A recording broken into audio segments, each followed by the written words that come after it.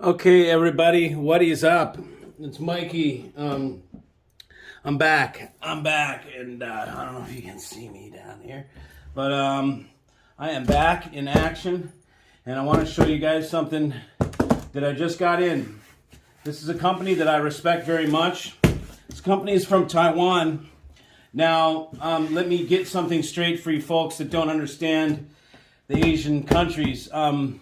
Taiwan is not China, meaning they're very much Chinese there, their heritage and all that kind of stuff, but they're probably more Chinese than the country of China. These folks are the real deal. There's a different manufacturing standard in Taiwan than there is. Anything that ever comes from Taiwan, it's more expensive than it comes from China. Not like that means anything other than it's always been that way, and you usually get the higher quality. They're very, very certain to tell you, look, this is not Chinese. I remember one time talking to a Taiwan connector company, and I was telling them, I said, blah, blah, blah, it should be less expensive for Chinese stuff. And they were like, hold your horses there, Captain. We are not China. This is Taiwan, and it's a different... And look, over the years, I've spent a lot of time checking out the products from either place. China's one big damn copycat. They blow chunks, as far as I'm concerned. Can't stand the government and the country there. The people, I love the people. It's a different story. These poor people can't even be people. And so, whatever, I'll stop right there, because that's political bullshit. But China sucks. The people dom. I don't know if you're from my age group and you're from the Midwest, you would probably know what that means. That means dominate. The people dominate. So maybe one day they'll be able to actually be free people. But nonetheless, Taiwan is different. This comes from Taiwan, not China. The standards are much higher in Taiwan. As you can tell, it comes in a nice little case. This doesn't come in just cardboard. This is the new DAC. This is the new D10 DAC. You probably remember me showing you the D1, which is my favorite design of any piece of electronics I've ever encountered. It's the most minimalist, beautiful thing I've ever seen. This is different. They take it a little more utilitarian. They're going to add some more things. It's got a modular. I'll show you everything. But the first thing, this is going to be the unboxing of the D10 brand new COS Engineering DAC. Okay, these guys have a track record. They're not somebody new. These are four gentlemen that, actually three gentlemen, and they came out of retirement. They designed the scanner things that would shoot for barcode scanners, and they all retired off it because they got very wealthy. And they came out of retirement because one of them is a real audiophile. He's the older guy, and then the other two, one does software, one does hardware, and together they make some killer stuff. So without further ado, let's see what is in here. So we've even got locks, and then probably a key inside. So we unlock this. Let me move this thing out of the way there. Okay, we've got a nice convoluted foam top. Look at this. Okay, so this has got a protective cover on it. I think I'm just going to leave that on there. Here we have a USB antenna. Okay, so it came out of its little slot, which just fits right here. This is a USB antenna so that you can Bluetooth over to this system. You can Bluetooth your music. You can get online with this. In other words, this means that you do not need a wired Ethernet up to the rig. Okay? As long as you have a Wi-Fi in your wherever you are, house, office, it doesn't matter, then you can put this in there and it will be wireless. Okay? So we can try that out and we'll put it to the test. No, I don't need it. I have a wire at the back of my rig, so I tend to like to use that. I'm going to put this little puppy right here for now. Let us look and see what is inside here. There's like a flat piece of metal. Okay, so this looks like this is probably a cover. It's a powder coated, nice textured. This is probably the cover for the back when you add modules, okay? So this is a modular piece, and I'll get into that the further along we get. Okay, so here we go, which is the remote control, a nice little case for it. And I'll tell you right now, this is the nicest remote control I've seen for a product that is $4,500, because that's what this product is. Either 45 or 5K. I'll find out. It's yet to be determined. But either way, this is a custom piece. It's not like the one size fits all. You can tell. I mean, this is a custom piece. See the corners? See how this is machined? Okay, so this is, I don't know if you can see those angles up there. This is not something that they just get off the shelf. This is designed to their specification, and this is a custom remote. That's what makes it more valuable. If you see some of the other ones, it's nice that they have metal remotes, but they'll be basic metal remotes, and you know that they're just a generic metal remote. This thing, you can tell from these angles and these cuts that this was made, and this is the same one that came with the D1, which is a $10,000 DAC. That all it does is, well, it's a DAC, a pre, and a volume control, I guess. A DAC and a pre, rather. So this is very nice. Nice, heavy, aluminum, solid metal piece. Now let's go under here. Well, let's see what this is. What do we have back here? I think that's covering something. So let's go in here, try and get my grips. Oh shit, this is heavy, man. I'm gonna break my fingers. I have to stand up. Holy crap. Okay, got 1/2, 2/2. Okay, so that was protecting. These are protective for the back. This is another cover for the back side of this. Okay, so let me close this up. I think we've got everything out of there that we need. And I will show you the back side of this piece here. Okay, this one's loaded. We've got in the back, we've got this Phono Preamp. Okay, so this is pretty tough. I mean, this is a real Phono Preamp with the ground right here and all the little settings for the different cartridges, different types of things. So you've got a really nice Phono Pre right here. You would not need a Phono Pre. This is, look, they have an analog input even. Okay, excellent. So this is a preamp section. So this has got an analog input section. So you can run, if you want to use an outboard Phono Pre, you can run that to here and do your analog input. Or if you want to have a tape machine like I do, you can run your tape to here. Or you can actually run any piece of analog equipment right to this input here. So that is something that is unique among DACs. Very few DACs have analog inputs. So that's nice. Now over here, we've got the streamer, and I absolutely dig that they did BNC here. This is a commitment to quality, okay? BNC is the same as SPDIF, right? It's the same as an RCA digital, but this connector maintains 75 ohm accuracy to broadcast standard. It does not get any better than this. This is your best digital connection that you can possibly have for digital, that is something that's really made for digital data stream bit streams. This is made for, even though this carries digital, this is a microphone connector. Even though this is digital, this is a printer connector. Even though this is digital, this is a freaking video connector.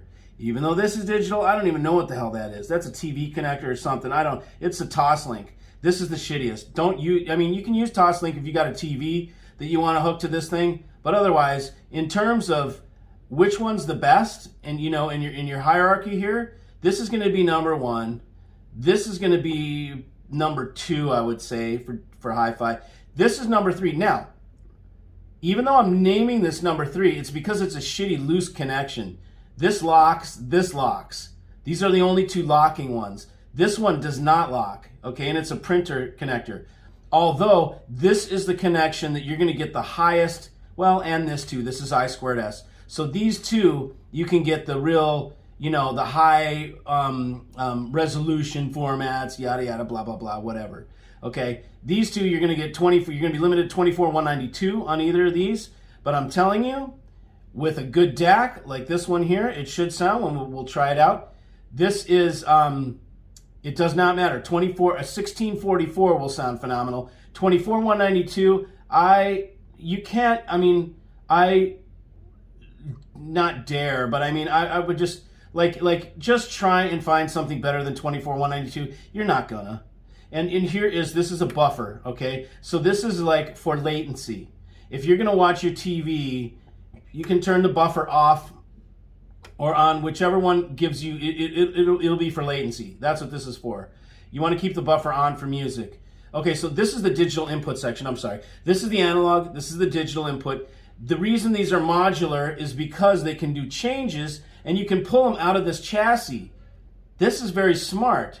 You're not stuck with one or the other. If something gets upgraded, you just get the new card and you pull this puppy out. This is the Ethernet input. This is the antenna input for your little antenna thing. That's what these two things are. And you've got a little reset button here. So this one's loaded. It's got the streaming module. These are each $1,000 streaming module. And, well, they come with, you have an option. You have an option. You can have neither and just the DAC, you know, with the pre. Or you can have the streaming module or the phono module, whichever you want. And if you don't get it, it's going to be covered. Now, I was going to leave this on, but I honestly don't think I should because this has to breathe. And so we're going to pull this off, coming from the bottom here. And there are some, we do see some, so it is effective. We've got the real slots in the bottom. Which it's funny, if you see a piece that has slots in the top but none on the bottom, or slots in the bottom but none on the top, then it's a POS, not a COS. It's a POS, meaning it doesn't function for cooling. Now this one will. Okay, so we've got this nice, beautiful. It's a nice finish. And there's no fans in here, okay? This is a fanless unit. And let's look at the front. Okay, so the front, very pretty. Let's see if we have, I don't know if we have covering here or not. Yep, we do. I'm gonna leave it on because I'm gonna sell this thing. But there is a plastic film that you pull this film off to get the nice, beautiful, well actually this is gonna be, yeah, I'm going to leave it on there. Okay. These are for every type of headphone. Okay, you've got a combo jack. This is a 1/4 inch. It's also a XLR. So this means you and your honey can listen at the same time to music. This is no BS silkscreen front. This is a milled front. This is machined out of the aluminum. It's deep, okay? It's not a laser etch. It's not a silkscreen. This is considerably more expensive. Okay, let's see the knob. Here's what you'll see. Okay, here's, if I'm going to compare a Taiwanese to a Chinese product, this knob is nice and firm. There's no wiggle room. You grab a Chinese knob and it's going to wiggle, and they don't give a shit. They think we did all the big stuff on it, so the little shit they don't care about. They'll leave it. It'll be wobbly. Try your damn Kinky Studio. You got a Kinky, if you got a Kinky Studio, what are they, those integrated amps? Just go wiggle your damn knob and it's going to be like, it wiggles. And I asked them to correct it and they said it doesn't matter. We don't give a shit. It's too little. We've already done all the shit. And for that price, they ought to be happy that they're getting the damn freaking, you know, integrated. Yeah, it is a good price. But I guess that's what you get for your damn cheap price, is you get cheap ass people that have cheap ass finish quality in mind. Not this one, okay? We can feel nice detents. They're soft detents. It's not hard. That's a nice feel, nice hand feel to it. It's a smooth knob. There's no you know, flutes or whatever you call it. There's no texture on it. It's just nice and smooth. but it turns easy enough. It's nice and smooth and has a nice action to it. Now we probably, yep, I know these guys. You press it to change your different menu options, and then this is how you select. I think it's the coolest way to do a menu. Each press gets you to different menu selection, and then this will adjust that whatever you choose, the menu selection. So it's really quite intuitive. Okay, so that is the COS Engineering D10. This has everything on it. This has a Phono it's a preamplifier. It's got a nice headphone section that's been well thought out. It's got a streamer. All you need with this thing is amplifier and speakers, okay? I'm gonna price the first few that I sell at $4,500, okay? So we can move a few of them just to get some out so people can talk about them. I'll probably put, and you know what? You guys know how to get the deals. You sign up for 11stereo.com for the Hi-Fi Tribe, and then you're going to get an email on the weekend. You'll get an email, and it'll say, here's the release of the COS D10. Bam, there's this many pieces available. I will not pre-sell you anything or do any joker crap like that. Anything that's for sale there that is in the inventory will be ready to ship, okay? Read my lips. Ready to ship. Okay, ready to ship. That means no BS bullshit. Let me send you something else, whatever, yada yada, while I get it.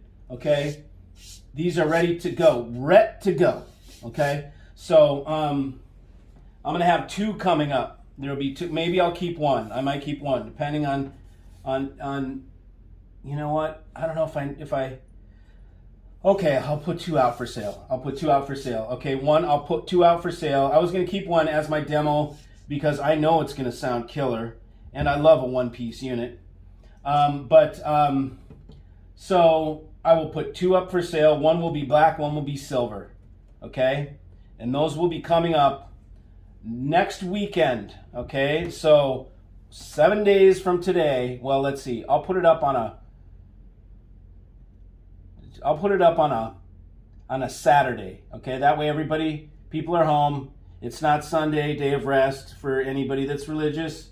It'll be a Saturday, okay? So next Saturday, and what will happen is, okay, you're going to get an email, and the email is going to say, hey guys, here's what's up, here's what's for sale, here's what's on special. And then it will have a link that only you guys with the email will have. Nobody in the general public will be able to see these things for sale. And they'll go out to you guys, and then it's just first come, first serve. And that's how I'm going to do everything.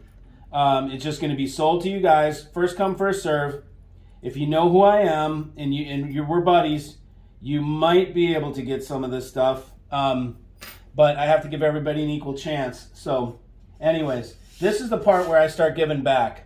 You know, I know a lot of my videos are doom and gloom, kind of like tell you all the bullshit that's going on in the industry, but I'm not going to leave you hanging. I'm going to offer you solutions that are not bullshit. This is something that is very much not bullshit. Me offering it at $4,500 is, again, not bullshit, okay? I could sell this for $5,500 easily, okay? The audio byte equivalent of this thing is $6,000, and it's more wires and more crap. It doesn't have a phono stage. It only allows I2S. It doesn't have the same amount of digital inputs.